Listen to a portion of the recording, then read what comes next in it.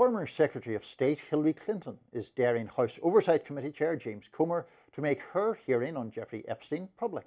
Clinton and her husband, former President Bill Clinton, agreed to testify after Comer teed up a House vote to hold both of the Clintons in contempt of Congress.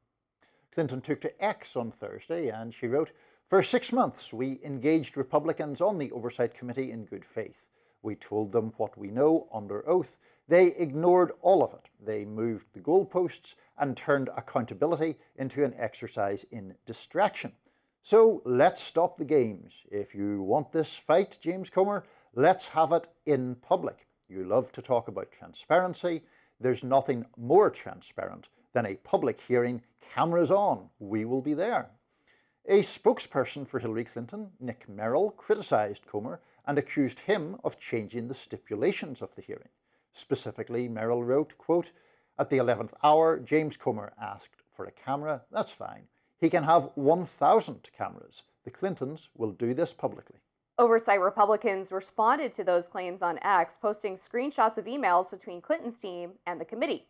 Oversight Republicans said that the Clintons were spinning the facts and wrote, in part, "These terms are no different than any other deposition we have held on this case, even with Republicans like former AG Bill Barr and Secretary Alex Acosta." Then they pretended that we were moving the goalpost when they received, along with the subpoenas, the House deposition guidance that explicitly mentions video recordings. "We are going to get answers for the American people, the full truth." Initially, Comer had rejected requests from the Clintons for a closed-door deposition and written testimony.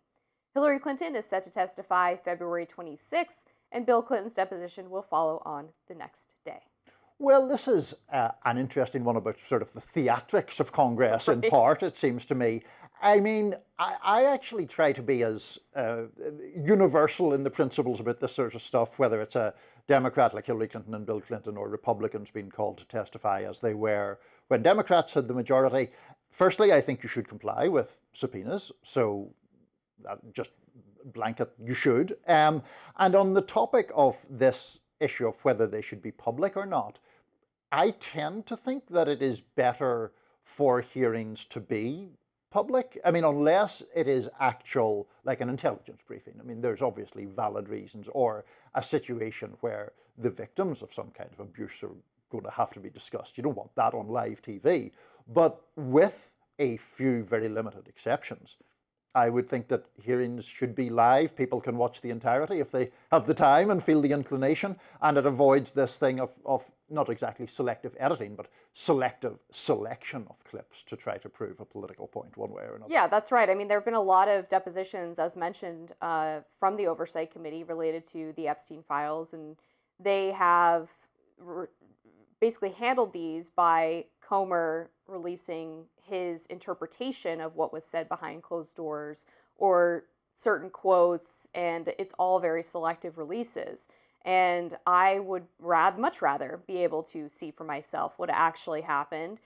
This happened during the Biden investigation when they were bringing in former Biden aides. We would get these statements from the Oversight Committee or from Comer's office saying, so-and-so said this about Biden's doctor, or they pleaded the fifth on this point, and the person who was in there doesn't really get the opportunity to respond or to correct the narrative. Right. And so it's nicer to be able to just have it all play out on camera. Now, from an entertainment perspective, too, do I want to see Hillary and Bill Clinton going to bat against the Oversight Republicans? Yes, absolutely. I think it would be wildly fun to watch that. Yeah, no, absolutely. I mean, I think these things always create political drama, political theatre, and I think that's completely valid. I'm not like sanctimonious about that sort of stuff. The other thing that I find odd in part of Comer's argument, like the Clintons may have known that there were going to be cameras, and I don't want to get too much into the weeds of that, but Comer's argument, I think, is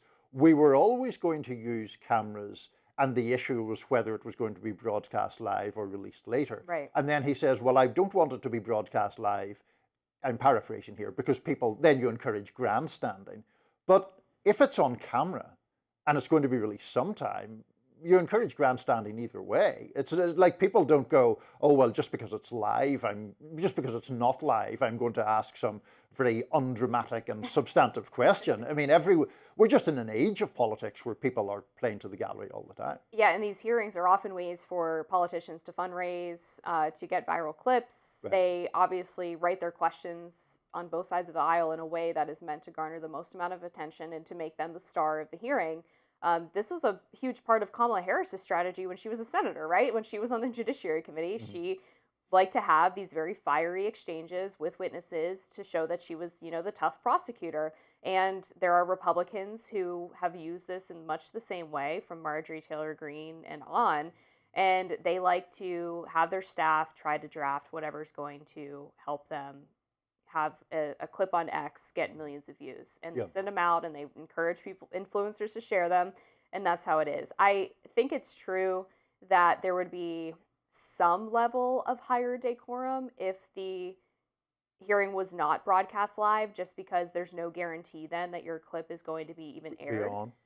But maybe that's even a greater incentive. You want your clip aired. That's the most dramatic thing I can possibly say. Right. How do I get James Comer to make sure that my clip is released publicly? That's true. I also wonder, I mean, to your point about, politicians on all sides trying to create these moments, I sometimes wonder, do any of these hearings really change the political dial in terms of people who don't already have an opinion? Because Robbie and I were talking about this yesterday. I don't know if you saw Maxine Waters and Scott Bessent went at each other.